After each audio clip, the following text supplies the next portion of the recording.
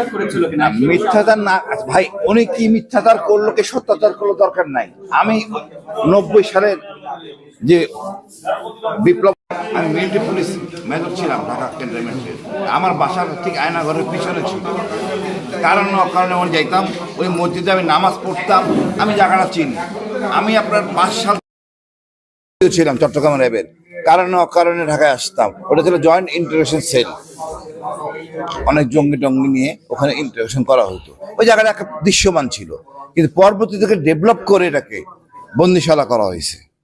আর আমি অল্প যখন আমি বুঝতে পারছি যে 2 দিন পার হয়ে গেছে, 3 দিন পার হয়ে গেছে, আমার মারা হয় নাই, যে প্রশ্ন করছে উত্তর মিলতেছে না, তখন মারার সম্ভাবনা আপাতত নাই। আমি কৌশলে এলাকাটা চিনে ফেলছি, জায়গাটা আমার পরিচিত ছিল। বলছি আমি বাথরুমের কমোডের উপরে দাঁড়ালে দেখা যায়। আর ওইখানকার একটা ছেলেকে আমি ব্ল্যাকমেল করে ফেলেছি, না এটা আয়নাগর, এটা কচু খেতে না, এটা হলো গুলশান 2 সেফ হাউস। ও বলে না, বার্গেনিং করতে গিয়ে 1 লাখ পর্যন্ত যায়, 10,000 20,000। 1 লাখ হওয়ার পর সে বলে চ্যালেঞ্জ, এটা কচু খেত। আমি এবার ঠিক আছে, ওইখানকার দায়িত্বে থাকে ওয়ারেন্ট অফিসার, সুপারিনটেন্ডেন্ট বলে, সুপারিনটেন্ডেন্টকে ডেকে আনো। তারপরে সুপারিনটেন্ডেন্ট ডেকে আনবো, হ্যাঁ তুমি যে বললে সত্য কথা বলে দিলা, আমি বলে দিব। এখন সে ভয় পেয়ে গেছে। ওখানে যারা ডিউটি করে সবাই সিভিলিয়ান এবং নট মোটিভেটেড। আমি তুমি চাকরির কোনো নথিপত্র আছে কার নাই, মানে এইভাবে তাদেরকে রাখা হয়তো বেশি বেতন দিয়ে সিভিলিয়ান ডিউটি করে। 4 জন করে একসাথে ডিউটি করে, দেখার 2টা ফ্লোর দেখার জন্য 3 জন, 2 জন ক্যামেরা ওই মনিটর দেখে, 1 জন রান্নার জন্য দেখে, 1 জন কমান্ডার থাকে। এবং ওইখান থেকে আপনি আশ্চর্য হবেন, প্রত্যেক কি বিভৎস জায়গা বলা যাবে না। ওই ছেলে তখন বলে ফেলছে। তারপর ব্রিগেডিয়ার আদমির সাথে আমার যোগাযোগ ছিল, উনি প্রশ্ন করতেন, লিখে দিতেন, আমি উত্তর দিতাম, আমি যত করতাম, ও আমাদের মেসেঞ্জার হিসেবে কাজ করতো। এভরিথিং ওয়াজ ক্লিয়ার, কোন দিকে কি না কি। এরপরও আমি বের হয়ে আসার পরে ওই এলাকায় গেছি, এই টাকাটা যদি চিনা ছিল কোনো সমস্যা আছে কিনা, ক্লিয়ার, কোনো মিথ্যা বলার অবকাশ নাই। ওনারা ওটাকে ভেঙে আবার ডেভেলপ করে যতলা করছেন। আমি কালকে কথা বলার বুঝলাম, বাট বন্দিশালা তো ঠিকই আছে। অনেক বলেন, বাংলাদেশের প্রেক্ষাপটে এইরকম আয়নাঘর থাকার দরকার আছে কিনা? পৃথিবীতে কোথাও তো দরকার নাই আইনের শাসনে, তো আয়নাঘর থাকার দরকার নাই। আমাকে যে প্রথমবার গুম করলো, কেন দরকার ছিল? ডাকলে তো অবস্থা, ডাক দিলে আমি খুশি মনে আসতাম। গুম করে তো হ্যাডাম দেখানোর কোনো কারণ নাই। আপনি আইন মানেন না, আপনি নিজে জঙ্গি, আমি অন্যদের বলতেছেন জঙ্গি। আমি সারা জীবন জেএমবি দমন করলাম, জঙ্গি দমন করলাম, আমার বলেছে জঙ্গি, যেহেতু আমি ওনার সাথে কাজ করিনি। এটা তো হতে পারে না। আমাদের দেশের বড় জঙ্গল শেখ হাসিনা নিজে, খুনি হাসিনা নিজে জঙ্গি। আইন তাকে মানতে হবে, যে আইন মানে না সে জঙ্গি, নিজের আইনে চলে। আর কিছু জিজ্ঞেস করবেন? আমরা দেখতে পেয়েছি যে গতকাল এবং আজকে দরকার ছিল, ডাকলে তো অবস্থা, ডাক দিলে আমি খুশি মনে আসতাম। গুম করে তো হ্যাডাম দেখানোর কোনো কারণ নাই।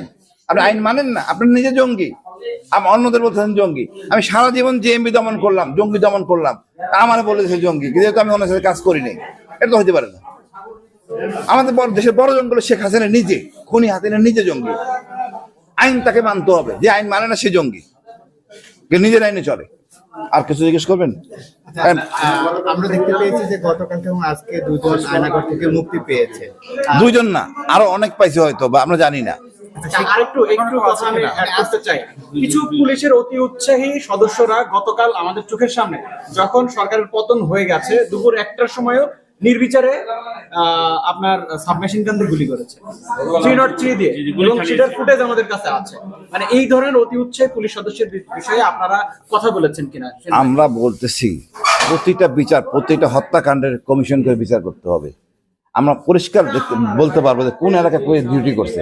র্যাব করুক বা 10 বছর আগে করুক, তার ড্রাইভার আছে, পুলিশের সিসি আছে, অটোমেটিক বের হয়ে যাবে। না বলা কিছু কারণ নাই। পুলিশের গুলি খরচ করলে হিসাব দিতে কি কয়টা খরচ করছে।